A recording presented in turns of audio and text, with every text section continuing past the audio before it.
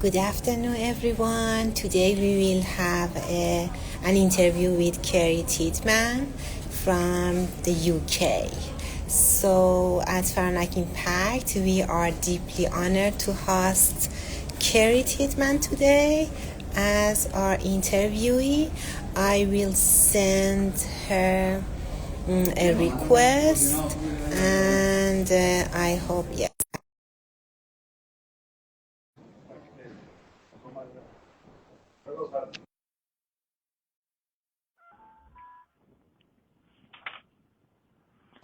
Hi, Kerry. How are you? Hi, it's lovely to be here. Yeah. Okay, thank you. Thank you for coming. So today we will have a 20 minutes interview with wonderful Kerry from the UK. I just would like to start it with an introduction. Okay. And then we will go with the questions. Okay, so at Faranak Impact, we are deeply honored to host Kerry Tidman, a deaf cochlear implanted mom of three, grandmother, psychotherapist, trauma-informed holistic therapist, and TED speaker, TEDx speaker, published author, founder, and director of Belonging Dojo CIC. Am I Yeah. correct? Okay. Yes, thank you so much. Yeah, okay. For a powerful conversation rooted in her lived experience, wisdom, and advocacy. So, in this episode of Echoes of Inspiration, Kerry will share her personal journey and profound insights into early intervention, family-centered early intervention for deaf and hard of hearing children, and her own journey and like inspiring life. So at Faranak Impact, we have a series of interviews with the name of Echoes of Inspiration with inspiring people like Kerry. So Kerry, here you are. You go ahead. Okay. Yeah. So it's wonderful to be here. Thank you so much. And I can't believe that the distance between us, it's Yes. incredible. Technology is incredible. Yes. Actually, it's technology. So we are far from each other, and I mentioned that I am in the airport right now. Amazing. Well, I'm at home right now. Yes, it's just happened. So it was so unexpected, but we do it anywhere we are. Okay, Yeah. so the interview is about your personal journey and insights related to early intervention and FCI, Family Centered Early Intervention for Deaf and Hard of Hearing Children. And it will be around 20 minutes. Okay. So Yeah. just we can start with your story, the journey that shaped you. So could you bring us to take us to the time that you found that you have hearing loss, or any time that was very specific to you in this regard? So I just want to say, I also have the questions up here as well, obviously because of my hearing. So my story about losing my hearing and deafness, it's quite a unique one. So I lost my hearing when I was around about 4 years old. I had mumps and it wasn't picked up. So I think for a long time, all throughout school, from the ages of 4 till about 8, I just remember struggling so much. I couldn't understand the work. I really struggled academically. Home was a little difficult for me.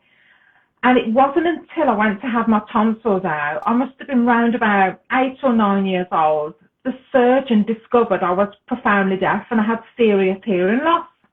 So all that time, I was just struggling, and that's why I think I learned to lip read as well. So I think it was told to me when I was around about 8 or 9, you're profoundly deaf and you need to have hearing aids. And I wasn't set up with the hearing aids until I was just about going to secondary school. Over here in the UK, that's when you're around about 11. So that is a really unique one, I know. Yeah. It should be very hard for you, because in that time you didn't know what's wrong, Yes. and why you cannot be like others. Yeah. Something is happening, and Yeah, I you are know. not aware what is it. So but you did, like, one. Someone called me. So what was the biggest turning point in your journey? I mean, one that changed the way you saw yourself as a child. I think that I remember when they told me I was deaf and I got fitted up with my hearing aids and things like that. I think I can remember back then in high school, I struggled with my speech as well, and I didn't actually realise it was connected.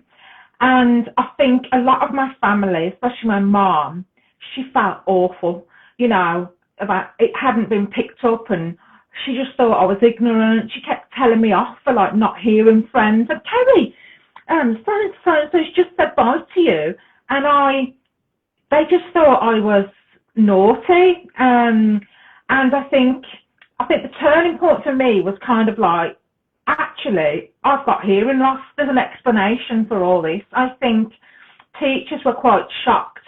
Family was quite shocked at I remember when the audiologist put my graph in front of my family and my teachers, they were gobsmacked that I'd been masking and hiding how bad it was. So I think for me back then, I can remember feeling, I was trying to tell you that, I was struggling. You didn't listen. So I kind of felt like, there's not something wrong with me. I am deaf.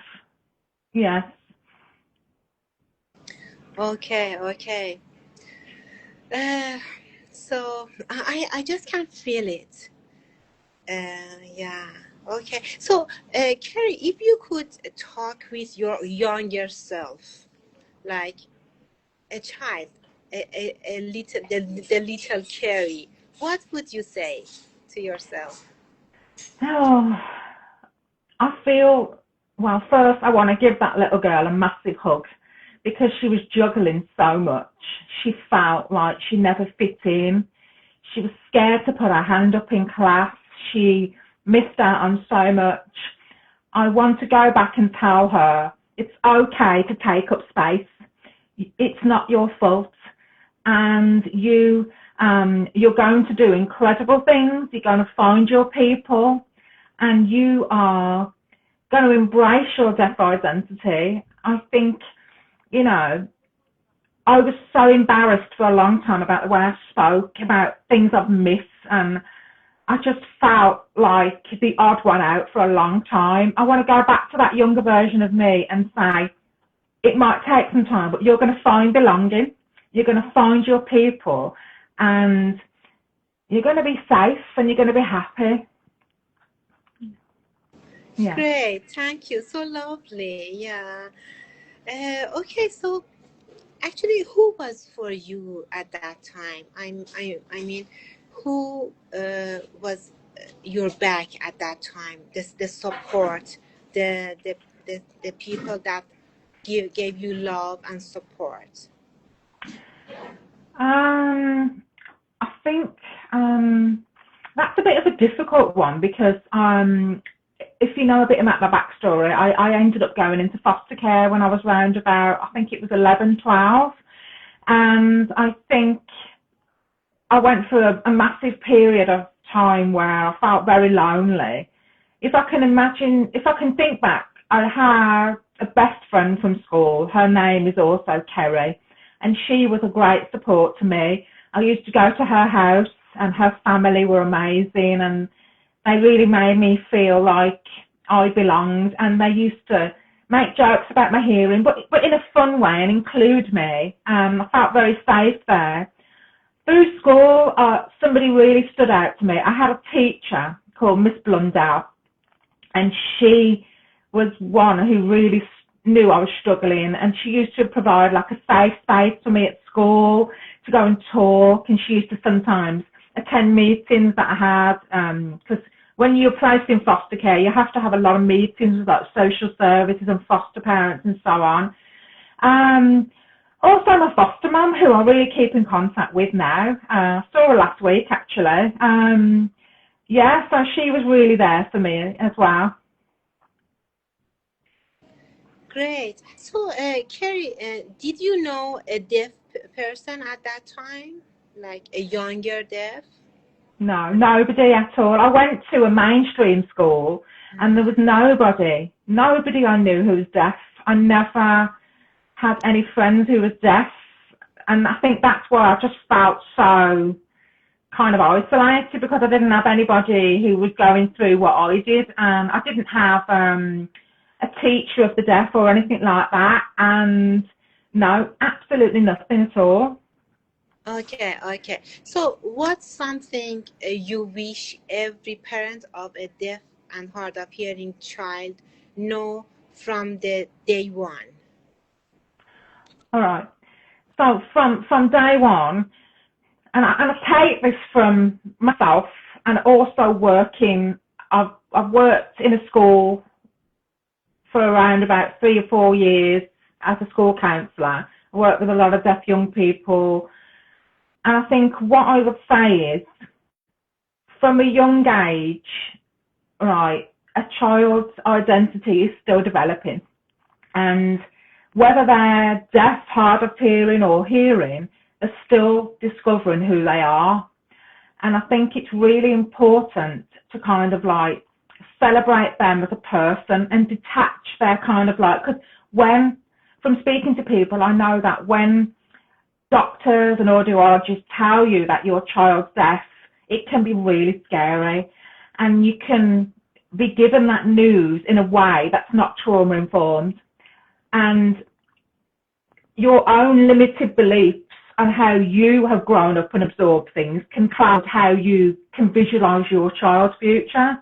So I think what I'd like everyone to know, disability, it's that kind of word where I want you to look at it as ability. With hearing loss, I've been able to experience the world so different, and I really want to show people how the world can be so different when you have hearing loss, and to explore your child's strengths, your child's values, your child's beliefs, and focus on what they can do. Even if you're scared, have those conversations from day one, because I'm deaf, but I'm so creative, and I don't think I would be able to be that creative if I never had my hearing loss. I think so, yeah. Great. So, Kerry, can you share a memory of you that you just overcame a challenge, and the feelings at that time that you Yeah. had? Yeah. I think one that really comes to mind is, like I said earlier, I really struggled with my speech growing up, and I had to have speech therapy. So I was always embarrassed about how I sounded, how I come across. I still can't pronounce certain words. So when I applied for TEDx, I knew it was something that I was petrified of, speaking, because I felt like I never sounded good enough.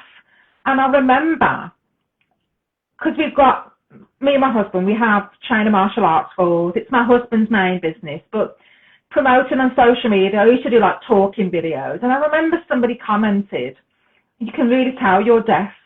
You've got that deaf accent. And it just really, at that time, I hadn't really embraced my deaf identity. I'm not afraid to say it upset me. I stopped posting videos. So I think when I really wanted to do TEDx, it was on my vision board. So getting through was when I was like, oh my God, now I've got to do it. And being on that stage, learning that talk, and also because how it works is I got accepted in the January and the event was in April. And from January to April, you have intense practice sessions. You have to memorize your talk without, the paper. There were some words I stumbled over. There were some words I mispronounced, but I completely owned it. And I think for me, it's been self-acceptance. Yeah, I'm going to mispronounce things. That's okay. That's me. And I think accepting that and making peace with it has been massive for me. Actually, you did a great job. Thank you. Yes, you should be so proud of yourself. I Thank you love so it. much. I love it. Thank you. So, what kept you just going during that hard moments? Say that again, sorry. So, what kept you going ahead in that hardest moments? What kept me going through that hardest Yes, moment? yeah. What I just said about TEDx. Yes, okay. So was it from inner you? Yeah. Yeah. So I think how the TEDx talk actually came about was when my daughter was in labour. And I was there with her throughout the whole thing. And I saw my granddaughter come into the world. Well, while my daughter was in labour, she was asking me things like, Mum, how do you do this? How do you be a parent? And from those conversations we had, it led me to reflect on, well, one, how do you be a parent? It doesn't come with a book. How do you be deaf? It doesn't come with a book. Everyone's unique. It's a spectrum. So I think what really helped me in that moment and what helped me keep going is remembering that younger version of me, remembering my granddaughter. I kept visualising her, watching me on stage, because there's going to be a point in her life and my daughters and my son where they're struggling with things. And I really want to make them proud. My son is autistic and he's struggled with so many things in his life. And he said to me, he doesn't express himself very well sometimes, but he said to me, Mum, I'm really proud of you. You faced your fear. And I think connecting with that younger version of you and visualising, I keep a photo of the younger version of myself, the one that's in my book, in my bedroom. And I think I'm doing it for her. So that visualisation is what helped me through. Great, great. So proud of you. So proud of you. Okay, Kerry. So, if you would, if the world could change one thing, to support deaf and hard of hearing children and their families, what should it be? Oh, it's so hard for the one thing. But I think that everybody should have deaf awareness training and deaf awareness, because I've had a really tough year and I've worked in so many places where people are not aware, it's not prioritised, it's feared. People fear what they don't understand, and that's what I see a lot. People seem to fear the deaf community. And I think if I could change one thing, it would be compulsory for everybody at school to learn ASL, BSL, or to have deaf awareness training, so it's understood from a young age. So if I imagine my son when he was going up through school, my children are very deaf aware because they've grown up with me. But if they didn't have me, they wouldn't have no clue. My daughter works in a restaurant and she said we had some deaf customers and they were so amazed with how I was with them. And I said, my mum's deaf. I just wish that was standard for everyone. So we grew up in a world where it was embraced, it was recognised, and people knew about that. Great, thank you. So, Kerry, if someone is just seeing this interview and if they are feeling unseen or feeling lost right now, what words of hope you can say to them? So what I would say was, take some time to discover who you are. The world has been telling you how you should be for a long time. You know, parents, teachers, social media. The best thing you will do is just be curious if your beliefs and values are your own or they're inherited or conditioned. And I think for me, when I was struggling with my mental health, anxiety, I was very depressed as well. When I went into therapy myself, then I became a therapist, I realised that the pressure I put on myself was other people's expectations. I was trying to be like other deaf people, or I was so scared to even use that word deaf because I thought, I can't use that, it's not mine, I'm not deaf enough to use that. So I think self-discovery brings healing. When you discover who you are, even start small by journaling, spending time with yourself.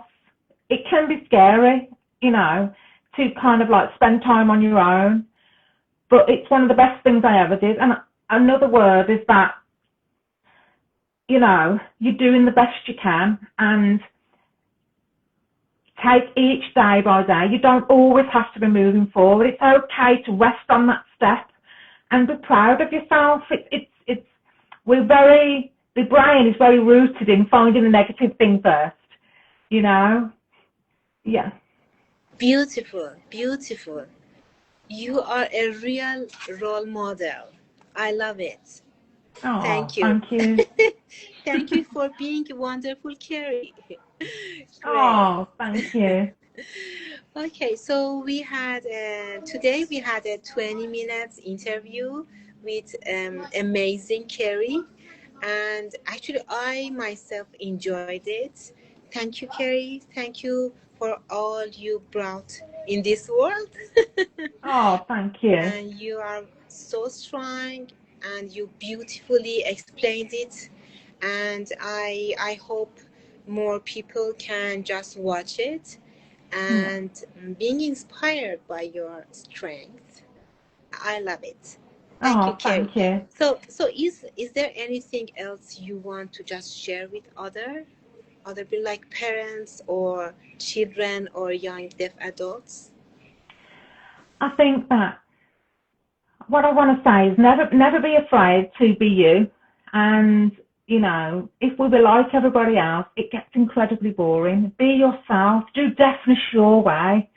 That's what I would say to teenagers. For a long time, and children, I thought that I had to be like other people to fit in. But I became the most happiest when I made mistakes. I stumble my words. I mishear things. Sometimes I don't always get it right.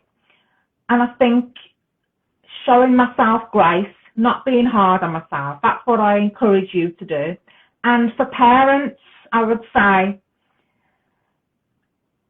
I think discover who you are, because when I healed myself and I connected with myself, it made me a better mom. It did. It made me a better grandma.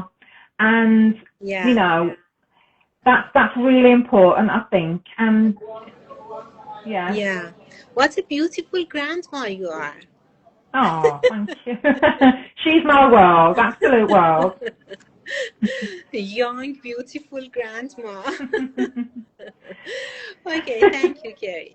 Thank you, Kerry. It was amazing. Actually, I knew you were amazing, but I really enjoyed listening to your beautiful story and journey. And thank you for sharing all of this with us, with our followers. And actually, I will share it in our Instagram, so more people can watch it if they Yeah, sure. want. And so yeah, it was a great 20 minutes It was, interview with Kerry Tidman, a psychotherapist, a deaf and cochlear implanted speaker, writer, and TED speaker, and much more. I Yeah. just want to say it's been an honour. It's been an honour to speak with you and to be interviewed. And I just want anyone, if they want to reach out to me, I always take time to reply to everybody.